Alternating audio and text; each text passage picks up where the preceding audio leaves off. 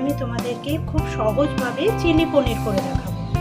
তার মধ্যে আমার লাগছে পনির, আমি নিয়েছি 200 গ্রাম, আর লাগছে পেঁয়াজ চৌকো চৌকো করে কেটে রেখেছি, ক্যাপসিকাম চৌকো চৌকো করে কেটেছি, আর টমেটো, আদা বাটা, রসুন কুচি, আদা কুচি, কাঁচা লঙ্কা কুচি, গোলমরিচ গুঁড়ো, কাশ্মীরি লঙ্কার গুঁড়ো, ময়দা, cornflour, tomato sauce, soya sauce, নুন, হলুদ আর সাদা তেল। এই দিয়েই আমি আজকে তোমাদেরকে চিলি পনির করে দেখাবো। প্রথমে আমি পনিরের মধ্যে 1 চামচ মতো নুন,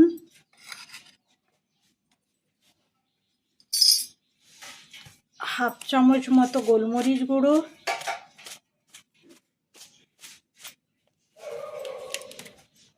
1 চামচ মতো আদা বাটা, একটু 1/2 চামচ মতো সয়া সস, এই দিয়ে ভালো করে মেখে নেব।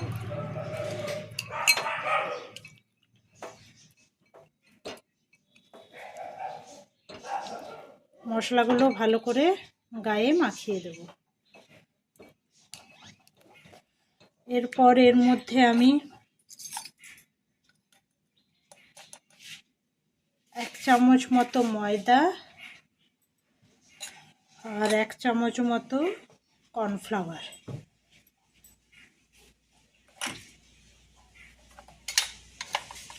আর একটুখানি সামান্য হলুদ গুঁড়ো দিয়ে মেখে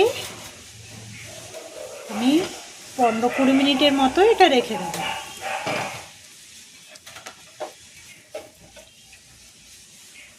এই দেখুন মাখানো হয়ে গেছে।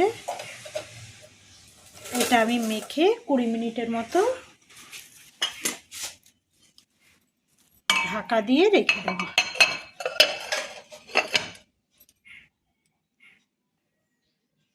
এরপর একটা কাচের বাটিতে আমি 1 চামচ ময়দা, 1 চামচ কর্নফ্লাওয়ার দিয়ে আর সামান্য একটু নুন দিয়ে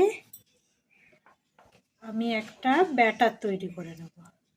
ব্যাটারটা বেশি পাতলাও হবে না, বেশি ঘনও হবে না, একটা মিডিয়াম ঘনত্বের ব্যাটার তৈরি করে নেব।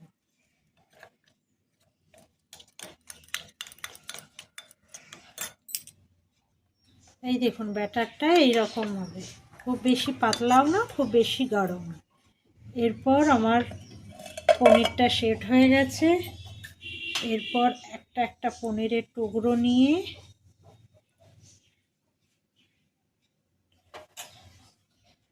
দেখুন তেলটা আমার গরম হয়ে গেছে কড়াতে, একটা একটা করে ভেজে নেব।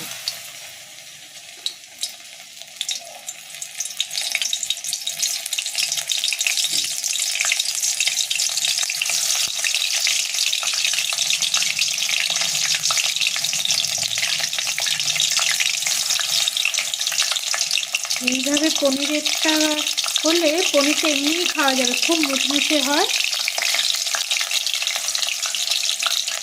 পনিরটা খুব মুচমুচে হবে। দেখবেন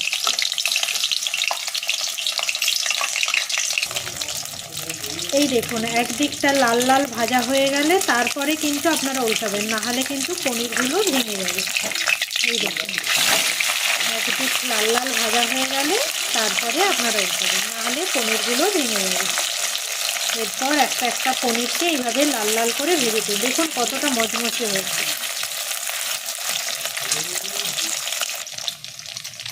এই দেখুন আমার পনিরের পকোড়াগুলো মোটামুটি বড়াগুলো ভাজা হয়ে গেছে। ভাজাগুলো খুব মুচমুচে হয়েছে, একদম আপনারা এমনিই খেয়ে নিতে পারবেন। ভাজা হয়ে গেছে আমার, এগুলো মিডিয়াম আছে একদম ভাজবেন, কারণ একদম ফুল আছে ভাজলে কিন্তু পনিরগুলো পুড়ে যাবে।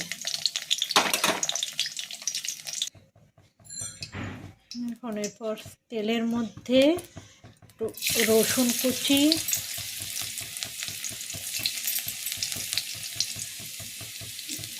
আদা কুচি দিয়ে একটু জাস্ট লাল লাল ভাজা হয়ে গেলে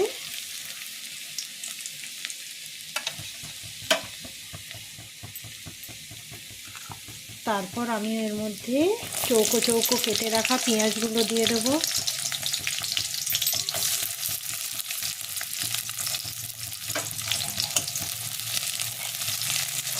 এটাও জাস্ট একটু ভাজা ভাজা হবে।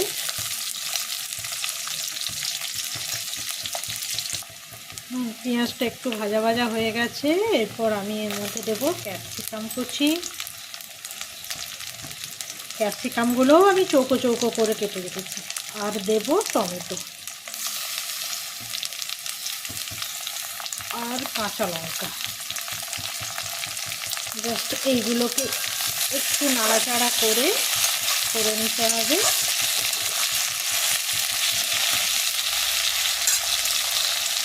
এই দেখুন পেঁয়াজ, ক্যাপসিকাম, টমেটো মোটামুটি একটু ভাজা ভাজা হয়ে গেছে।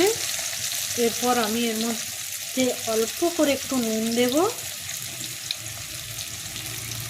আর একটুখানি হলুদ দেব।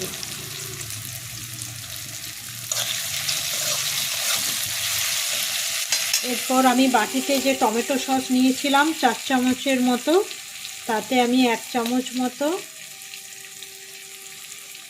সয়া সসটা দিয়ে দিলাম।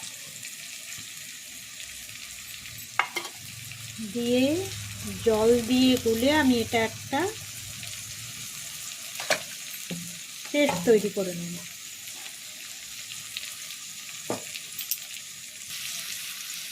এই দেখুন যে পেস্টটা তৈরি করেছি। এরপর আমি এই পেস্টটাকে এর মধ্যে দিয়ে দেব। তারপর আমি এর মধ্যে দেব কাশ্মীরি লঙ্কা গুঁড়ো একটু কালারের জন্য।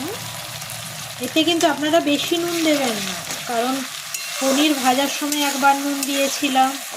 তারপরে সয়া সস একটু নুন নুন ধরনের, নোনতা তো, সেই হিসাবে নুনটা আপনারা দেখে দেবেন, নাহলে কিন্তু নুন হয়ে যাবে।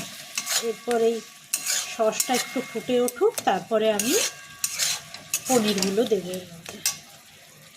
এই দেখুন কত সুন্দর কালার এসছে। এরপর আমি টেস্টের জন্য একটুখানি জাস্ট 2-4 দানা একটু চিনি দিলাম।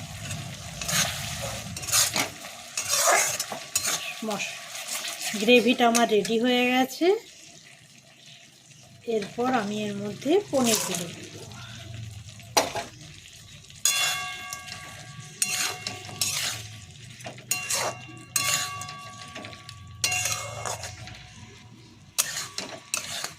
পনিরগুলোর ভিতরে একটু রসটা ঢুকে যাক, তাহলেই আমার রেডি চিলি পনির।